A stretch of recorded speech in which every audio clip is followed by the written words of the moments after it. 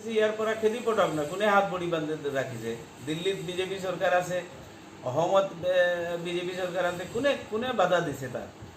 কথাটো এইটো নহয়, কথাটো হৈছে যদি চৰকাৰী জমি দখলমুক্ত কৰিব লাগে, আমাৰ কোনো ক'বলগীয়া নাই, উচ্ছেদ কৰক, তাত কোনো আপত্তি নাই। কিন্তু উচ্ছেদ কৰাৰ আগতে মানুহখিনিক পুনৰ সংস্থাপন আগতে কৰক, যিটো নৰ্মছ মানি আগতে ইহঁতৰ মাটিখিনি এলটমেণ্ট দিয়ক, তাত তেওঁলোকক থকাৰ জেগাটো ফাইনেল কৰি দিয়ক।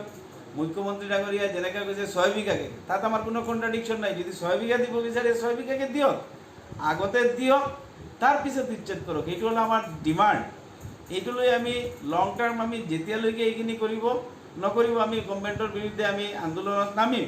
এতিয়া ক'ভিড প্ৰট'কলৰ কাৰণে নামিব পৰা নাই, আমি গণতান্ত্ৰিক ডেম'ক্ৰেটিক আন্দোলনত নামিম। নাম্বাৰ 1। নাম্বাৰ 2 হ'ল আজি এইবিলাক মানুহৰ আৱেগ, আজি যিখিনি মানুহ দুখাইছে তেওঁলোকৰ পৰিয়ালৰ কথা চাওক, যিখিনি মানুহ উচ্ছেদ কৰিছে তেওঁলোকে ক'ত আছে? ৰাস্তাত আছে, ৰাস্তাৰ কাষত য'তে ত'তে আছে। এইখিনি মানুহৰ কথা কোনোৱে ভবা নাই। আজি আমাৰ ডিমাণ্ড হ'ল আগতে মানুহখিনি ঘৰ বনাই দিয়ক, 6 বিঘাকে মাটি দিব কৈছে 6 বিঘাকে দিয়ক, তাৰপিছত উচ্ছেদ কৰক। আদাৰৱাইজ আমি ডেম'ক্ৰেটিক আন্দোলন কৰিম। আৰু এইখিনি লৈ নাটক যি চলি আছে, আমাৰ কংগ্ৰেছ প্ৰেচিডেণ্টে গৈ তাত চোলা ফালি আছে, কিবা কৰি আছে মানুহক দেখাবৰ কাৰণে।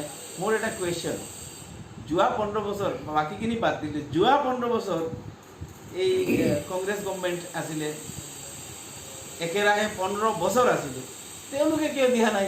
কোনে হাত ভৰি বান্ধি ৰাখিছিল তেওঁলোকক? 1 বিঘাকে দিব পৰা নাই মাটি, আজি তাত গৈ নাটক কৰি আছে। হাইকোৰ্টৰ অৰ্ডাৰ আছিলে তেতিয়া, কংগ্ৰেছ গভৰ্ণমেণ্ট যেতিয়া আছিলে মানুহখিনিক মাটি দিয়াৰ, হাইকোৰ্টৰ অৰ্ডাৰৰ পিছতো মানুহখিনিক, এই অঞ্চলৰ মানুহখিনিক মাটি দিয়া নাই। সেইখিনি জবাব দিব লাগিব। ইয়াত টিভিৰ আগত গৈ কাপোৰ ফালিলে নহ'ব, সেইখিনি কৰিলে নহ'ব। ভূপেন বৰাই নাটক কৰিছে নেকি? স্পষ্ট নাটক কৰি আছে। কোনে? ভূপেন বৰা স্পষ্ট নাটক কৰি আছে। এইবোৰ নাটক নচলিব।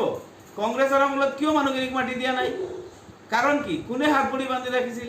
সেইখিনি কথাৰ জবাব দিব লাগিব। আজি তেওঁ কৈ আছে কোনোবা ব্ৰাহ্মণ উপাধিধাৰী মানুহৰ বিৰুদ্ধে তেওঁ, এতিয়া ব্ৰাহ্মণ আৰু বৰাৰ ভিতৰত কাজিয়া আমাৰ নালাগে।